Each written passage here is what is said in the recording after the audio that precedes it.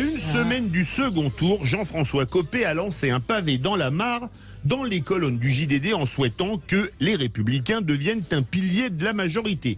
Une idée qu'il avait déjà développée sur le plateau de France 2 le soir du premier tour. Je cite Jean-François Copé. Il appartient à Emmanuel Macron dans les 2 semaines de reprendre des engagements très forts vis-à-vis des Français d'un nouveau pacte majoritaire, car s'il ne le fait pas, nous n'aurons que nos yeux pour pleurer. Il faut un nouveau pacte gouvernemental, que la droite de gouvernement y soit associée, mais pas en allant à Canossa ou en renonçant à son identité.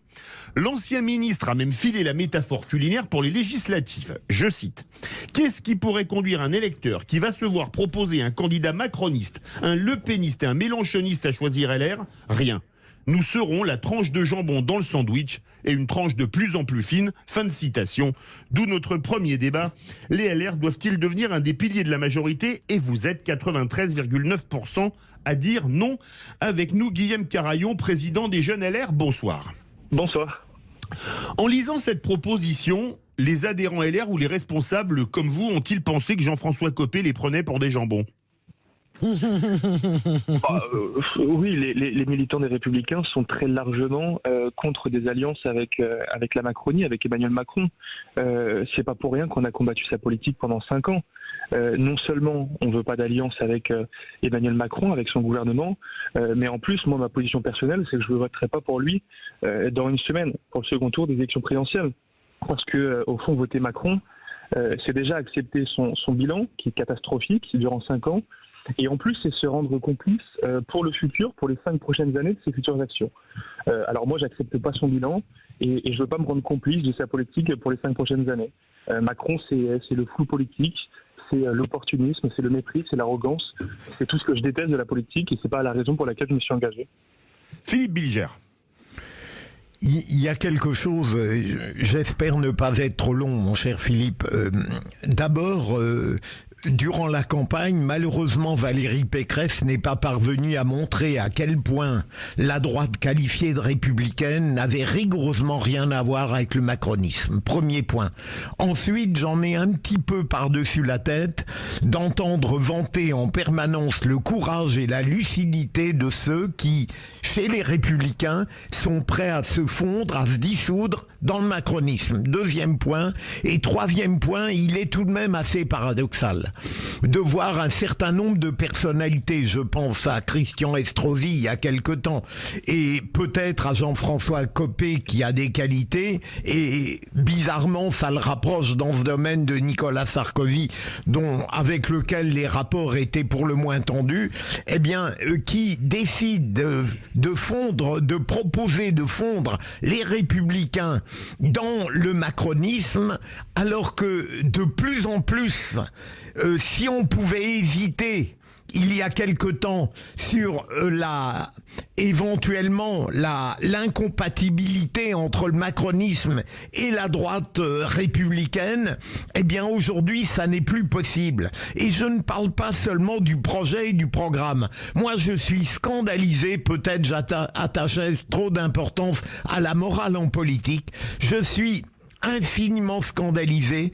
parce que révèle la campagne, les méthodes d'Emmanuel Macron, son absence totale d'éthique, la spoliation du programme des autres et le cynisme ostentatoire avec lequel il le fait. Alors on peut considérer que l'éthique en politique n'a aucun intérêt. Ça n'est pas mon point de vue et je trouverais dommage que les républicains, qui ne sont pas non plus irréprochables, aillent se fondre et se dissoudre dans un macronisme qui va évidemment les étouffer avec une suavité vigoureuse, voire violente. Guillaume Carayon. Je suis complètement d'accord avec ce que dit Philippe Bilger. L'enjeu pour notre famille politique dans les 2 prochains mois avant les élections législatives, c'est d'arriver à refonder notre mouvement. Les Républicains, ça doit redevenir un grand mouvement populaire, capable de vraiment réconcilier les Français. Le principal enseignement de cette élection présidentielle, c'est qu'il y a 2 Frances qui se sont créées. Il y a une France périphérique, une France rurale. Moi, j'habite dans le Tarn, je suis candidat aux élections législatives dans le Tarn, et les Tarnais se sont sentis de cette France-là, et c'est pour ça qu'ils ont choisi, pour une large partie, Marine Le Pen ou Jean-Luc Mélenchon. Ces gens-là ne supportent plus la politique telle qu'elle existe aujourd'hui et ont rejeté la politique d'Emmanuel Macron pendant 5 ans. Et puis il y a une France qui va bien, une France qui a profité de la mondialisation, une France dont les intérêts économiques ont été préservés pendant 5 ans et qui s'est retrouvée dans la politique du président de la République. Moi, je me résous pas à ce qu'il y ait un gouffre qui se crée entre ces deux France-là. Et je crois que le rôle de la droite républicaine, le rôle des Républicains, c'est d'arriver à réconcilier ces deux France. Et à vouloir trop les réconcilier, à vouloir avoir cette France périphérique et la France qui va bien, on a perdu avec les Républicains des deux côtés. Moi, je crois qu'on peut encore rassembler les Français, les réconcilier autour d'un projet d'une droite claire, assumée. Mais pour ça, il faut évidemment rejeter la politique d'Emmanuel Macron et accentuer les injustices qui existent dans notre pays et refonder autour d'une clarification de la ligne idéologique. Une droite qui promeut l'ordre, l'autorité de l'État, qui se bat pour la revalorisation du travail, parce que c'est insupportable qu'il y ait dans notre pays des gens qui gagnent 1 300 € par mois et qui n'arrivent pas à vivre dignement parce qu'ils doivent prendre leur bagnole tous les jours, aller faire 30 bornes et ensuite ne rien gagner, ne rien garder à la fin du mois. Voilà, c'est une droite qui défend la justice. Il y a vraiment besoin de justice dans notre pays et je crois que c'est en étant intransigeant avec nos valeurs qu'on arrivera à la retrouver. Françoise Degois. Oui, alors moi je pense que Jean-François Copé fait mouvement comme Guillaume Larrivé d'ailleurs avait fait mouvement avant le premier tour. Je ne sais pas si vous vous souvenez la déclaration de Guillaume Larrivé. Ils avaient des valeurs en commun, je crois. Je pense que cette stratégie ne fonctionnera pas. C'est évidemment les petits missiles Dominici envoyés par Emmanuel Macron pour troubler le jeu. Vous comprenez, ça fait 5 ans qu'on est dans ça, dans l'enfumage général. Vous avez vu qu'Emmanuel Macron a dit « je suis ouvert sur la retraite à 64 ans » et ses lieutenants, dès hier soir, Gabriel Attal en premier, on dit non, si on est ouvert, c'est juste technique.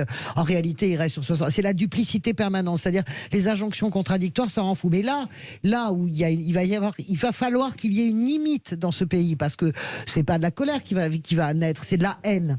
Vous voyez, c'est une grande différence. Après, on bascule dans des trucs qu'on est incapable de régler. Et là, Guilhem Carayon le sait très bien, et moi je le sais également pour la gauche. C'est très difficile à battre un sortant. C'est très difficile à battre. C'est-à-dire que vous avez, vous avez les idées générales, la grande maison macronienne où tous les réfugiés LR iraient se mettre sous la tente, sous l'abri du grand arbre. Mais la réalité, c'est que généralement, les députés sortants qui ont déjà résisté à la vague Macron en 2017, qui ne sera pas la vague Macron en 2022, n'imaginons pas une minute. Bien sûr s'il gagne, il aurait une majorité, mais ça serait pas la vague Macron qu'on peut imaginer. Et ces députés LR qui ont déjà résisté à la première vague de 2017, si Emmanuel Macron gagnait la présidentielle, je pense qu'ils résisteraient encore mieux. Donc là, ils sont dans leur calcul de boutique de Jean-François Copé. Quelle déception! Comment c'est possible d'être aussi idiot, à part s'appeler Sarkozy, vous voyez? Eh bien, non, mais sérieux, c'est indigne. Non, mais vraiment, je vous assure, c'est aussi indigne que mon parti qui comprend pas pourquoi la France insoumise lui tend pas la main. Ils ont passé la campagne à cracher sur Jean-Luc Mélenchon. Donc, qu'est-ce que vous voulez que je vous dise? Moi, je pense, Guilhem Carayon, que à la limite, vous n'avez pas beaucoup de soucis à vous faire, parce que la réalité, c'est que, par expérience, un sortant est très difficile à battre, et la droite a déjà résisté aux législatives à la première lame Macron. Guilhem Carayon. Oui, enfin, nous, on se bat pas pour juste que les sortants, les députés républicains sortants. Bah si, bien sûr. Il faut des gens à l'Assemblée. Mais arrêtez, il faut des gens à l'Assemblée, Guilhem. Il n'y a pas que ça. Non, mais évidemment qu'il faut des gens à l'Assemblée. Mais nous, on veut pas juste 100 députés. Nous, on veut lutter contre la politique d'Emmanuel Macron. Mais d'accord, ok. Il ne suffit pas de seulement 100 députés. Il faut arriver à battre Emmanuel Macron aux élections législatives. Non mais ça vous n'y arriverez pas, s'il gagne, vous n'y arriverez pas, mais non. Mais c'est pas impossible, vous croyez vraiment, enfin moi quand j'entends les Français, j'ai pas l'impression qu'ils ont envie de donner à Emmanuel Macron 5 années de plus un chèque en blanc. Je pense que si... Ils ont envie qu'il y ait des contre-pouvoirs, les Français, et je pense qu'une cohabitation est possible. Moi je suis désolé, mais quand je sors dans la rue, je vois personne qui vote Emmanuel Macron. Je vois personne qui vote Emmanuel Macron. Vous savez, moi on voyait personne qui votait Emmanuel Macron, il sort en tête le soir du premier tour, et largement. Donc vous voyez, il faut peut-être se méfier aux gens qu'on rencontre dans la rue. Je vois aussi 73% des Français qui ont pas voté pour lui et qui se sont réfugiés dans le vote Mélenchon, qui est un vote anti-système, quoi qu'on en dise, quoi qu'en dise Jean-Luc Mélenchon. C'est un vote de gauche, je suis désolé. Moi j'ai voté Mélenchon. Donc les électeurs n'iront pas voter pour Emmanuel Macron. Les électeurs de Marine Le Pen ne supportent pas sa politique. Et je crois qu'il y a une vraie vague de contestation dans le pays. Et si Marine Le Pen, aujourd'hui, dans les enquêtes d'opinion, est testée autour de 47-48% des voix... Elle est à 45,5 aujourd'hui. Oui, en tout cas, il y a quelques jours, elle était encore à 47-48%. Ça montre quelque chose. Enfin, que celle qui est considérée encore comme l'extrême droite soit à 48%, ça montre que sa politique n'a pas fonctionné. C'est d'ailleurs Emmanuel Macron qui le disait. Il a été élu en 2017 et il a dit l'extrême droite au second tour, c'est la conséquence d'une absence de résultats. Il faisait référence à Jacques Chirac confronté à Jean-Marie Le Pen en 2002.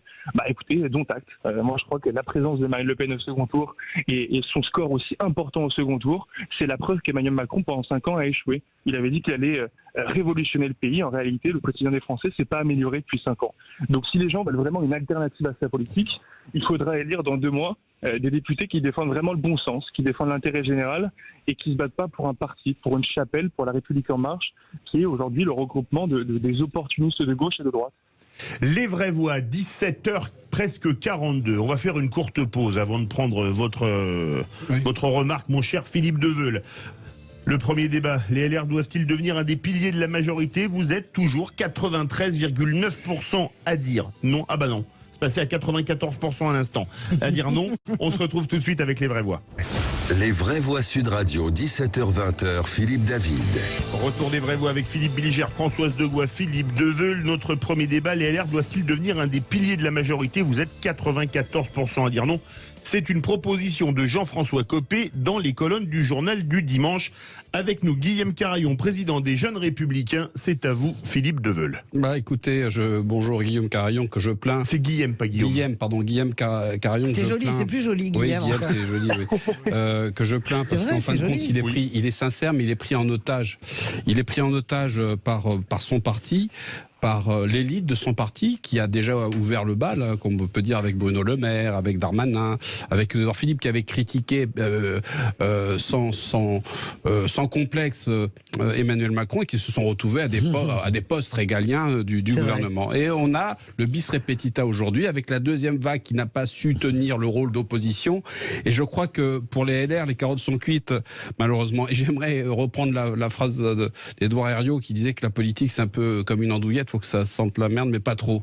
Et je crois que le LR se retrouve dans ce cas de figure où ils n'ont pas de position franche. Et il faut arrêter avec ce terme, l'extrême droite. Non, parce que l'extrême, il va arriver, il va y avoir un tsunami de misère, d'inflation, de contestation, etc. De violence. Et l'extrême sera dehors, il ne sera pas insufflé par les partis. Et donc, il faut que vous fassiez une révolution intellectuelle pour savoir où est la véritable opposition dans ce pays et où sont les véritables intérêts de la France telle que vous la voyez dans votre vision qui n'est pas mauvaise, mais en tous les cas, tant que vous serez mondialiste et européiste, vous serez toujours dans le camp de Macron. Guillaume Carayon. Je comprends ce que vous dites. Moi, je me bats dans ma famille politique au sein des Républicains pour faire comprendre que nous n'avons rien à voir avec le macronisme. Je relisais Bauman il y a quelques jours et qui dit bien que Macron, c'est l'incarnation de la société liquide. Dans notre environnement qui est postmoderne, toutes les structures qui étaient autrefois établies, que ce soit la nation, que ce soit l'école, que ce soit tous les corps intermédiaires, tout ça, c'est devenu précaire. Aujourd'hui, avec Macron, l'économie est reine, toutes les valeurs deviennent relatives, et voilà, et la liquidité est en train d'investir tous les domaines de la société, de l'éducation, du milieu éducatif, en passant au marché, en passant par tous les rapports humains. Donc voilà, moi je me bats contre ça.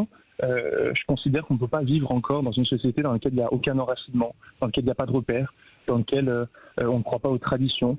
Moi je crois encore en la nation, je suis désolé, c'est peut-être un peu ringard, mais je crois encore en la nation, je viens du Tarn, je viens de la patrie de Jaurès, et Jaurès disait la nation c'est ce qui reste à ceux qui n'ont plus rien. Et donc il faut se battre aujourd'hui pour arriver à réconcilier... Jules Vallès aussi.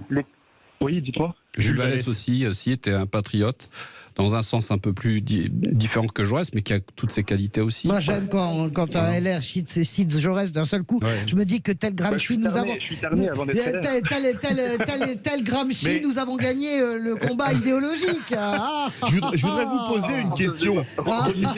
Relisez Jaurès. Non, mais je sais, mais je connais. Pas au Parti socialiste. Non, si, il serait arrêté les engueulades avec Jules Gade. Non, mais même Jean-Luc Mélenchon serait trop social-démocrate pour Jaurès. Arrêtez vos bêtises. Je vais vous poser une question à vous donner la parole à Françoise Degois. À lire Jean-François Copé, dans le journal du dimanche, les LR sans alliance avec La République En Marche seront laminés lors des prochaines législatives. Est-ce que quelque part, il n'a pas Tout bêtement, hein, c'est classique, une vision alimentaire de la politique. Guillaume Carayon. C'est-à-dire une vision alimentaire ? C'est-à-dire qu'il faut garder les postes parce que être député, c'est quand même mieux que d'être au RSA, quoi. Non, c'est pas ça.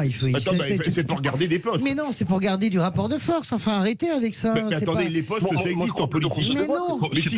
C'est pour garder de l'influence. Le rapport de force, ça n'existe pas. Il y a certaines personnes qui considèrent que LR est un parti de gouvernement et donc n'a pas vocation à rester dans l'opposition pendant 15 ans.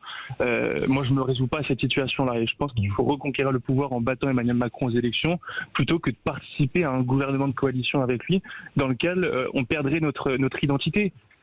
Pardon, mais c'est une question de cohérence, c'est une question de clarté. On ne peut pas combattre sa politique pendant 5 ans et 5 ans après dire « Ah oui, mais finalement, on s'y retrouve ». Quand je vois Éric Woerth qui rejoint Emmanuel Macron, qui pourrait être son prochain ministre du budget, si ce n'est pas son Premier ministre, alors qu'Éric Woerth, il a voté contre tous les budgets d'Emmanuel Macron pendant 5 ans à l'Assemblée nationale. Il était le président de la Commission des finances, il l'est encore d'ailleurs, et pendant 5 ans, il a dit que Emmanuel Macron cramait la caisse. C'était d'ailleurs l'argument central de la campagne de Valérie Pécresse. Aujourd'hui, il prône la rigueur budgétaire d'Emmanuel Macron et il dit qu'Emmanuel Macron a été extrêmement rigoureux dans sa gestion de l'argent public. Enfin, pardon, mais qui peut encore croire à ces politiques qui disent tout et l'inverse en fonction de leurs élections? Enfin, moi, je me suis pas engagé pour ça. Oui, mais Guilhem... Je me suis engagé parce que je crois encore une certaine idée de la politique. Et quand je vois des politiques qui sont prêts à tout par opportunisme pour garder leur poste, enfin, pardon, mais c'est tout ce que les Français détestent. C'est tout ce que les Français détestent. C'est peut-être tout ce que les Français détestent, mais vous avez vu les derniers sondages donnent Macron favori à 54,5 aujourd'hui. Donc Guilhem, moi je pense que vous êtes pris en otage par votre élite et notamment par Valérie Pécresse qui tout de suite après avoir perdu a dit je voterai personnellement pour Emmanuel Macron. C'est pas possible. Elle a fait la même chose que François Fillon. Vous avez pas, fin de compte, ce parti n'a plus d'âme. C'est un parti opportuniste et c'est un parti Macron compatible. Alors est-ce que vous le prenez mal ou ils le prennent mal? Mais c'est la réalité. Donc tant que vous n'arrivez pas à faire le ménage chez vous en disant on ne veut plus traiter de cette sorte et on ne veut plus se faire manipuler de cette sorte, bah vous êtes piégé et vous allez tourner en rond. Je crois que l'idée de dire bon on parlera jamais avec la droite de Marine Le Pen ou la droite patriote nationale comme vous voulez, bah, vous êtes bloqué, vous êtes piégé et le piège est mortel pour la droite qu'on dit républicaine. Guillaume Carayon et après Philippe Bilger et ensuite Françoise Degois. Guillaume Carayon. Mais vous avez raison quand vous dites que notre mouvement doit retrouver une âme. Avant de retrouver l'âme de la France, évidemment qu'il faut redonner une âme à notre famille politique. Mais moi, je me résous pas à ce qu'on fasse un trait sur la France et je me résous pas à ce qu'aux Républicains aujourd'hui on soit l'allié des macronistes et qu'on soit une variable d'ajustement. C'est pas possible.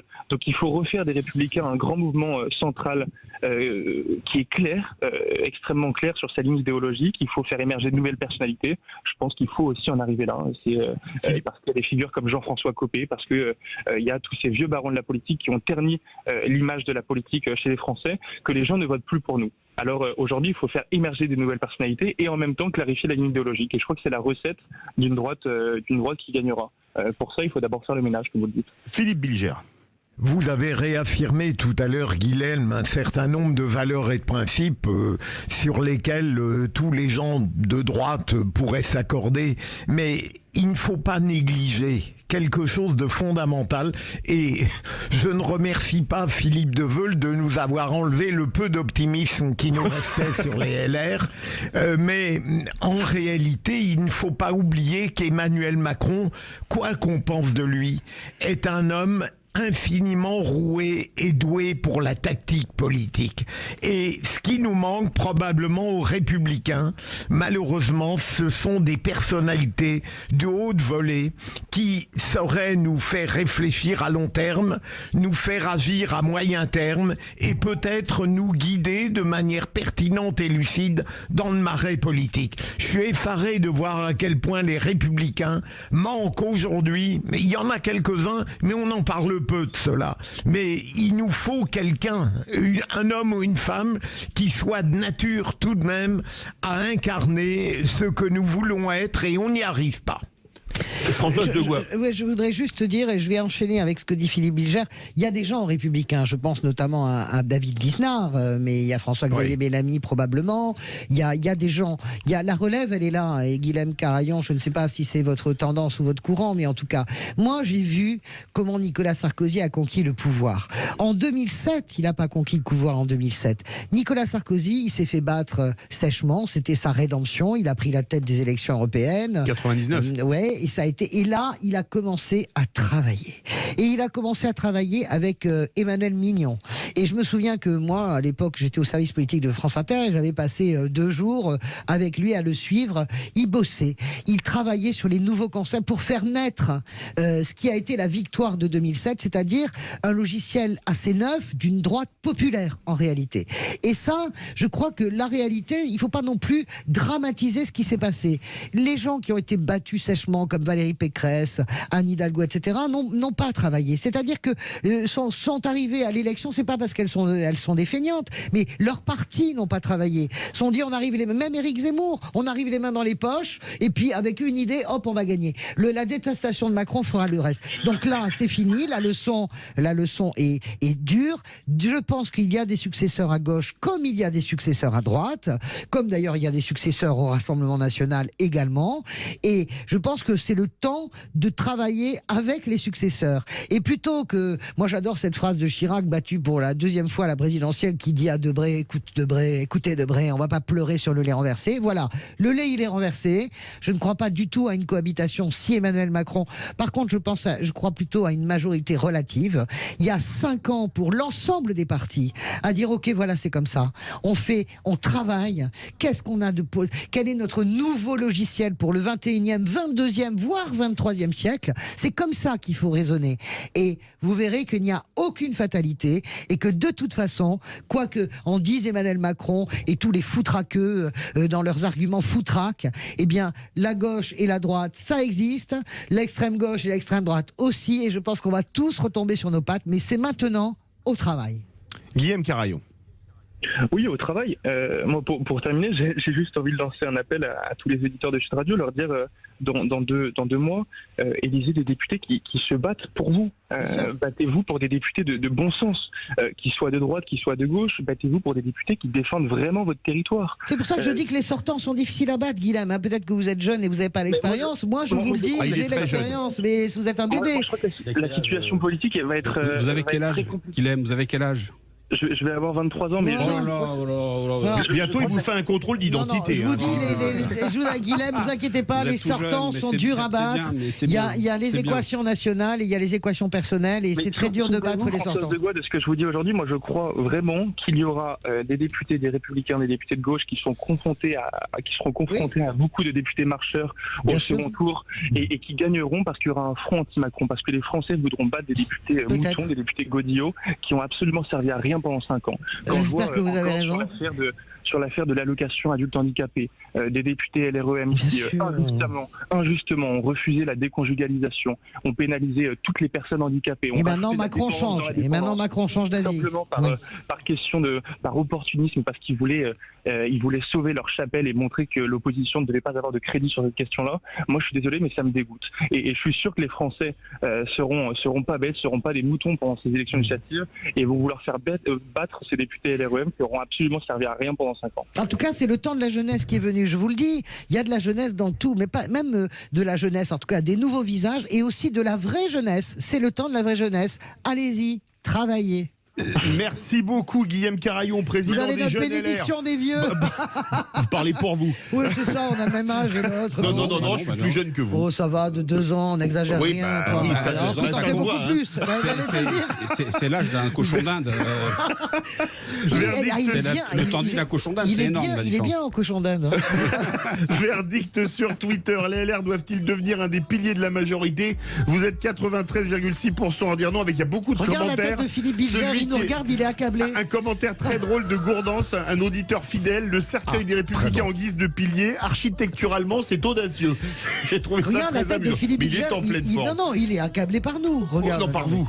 Ah, mais par pas moi. du tout, ma Mais chère si, Françoise. je Non, vois, mais c'est moi, je suis responsable, c'est moi qui ai cassé l'ambiance. Mais enfin, bon, il l'a À dit. 18h30, notre grand débat. La suppression du camp De diplomatique va-t-elle salaud. réduire l'influence de la Le France dans le peuple monde? rate. Vous êtes 90,3% à dire oui, on se retrouve tout de suite.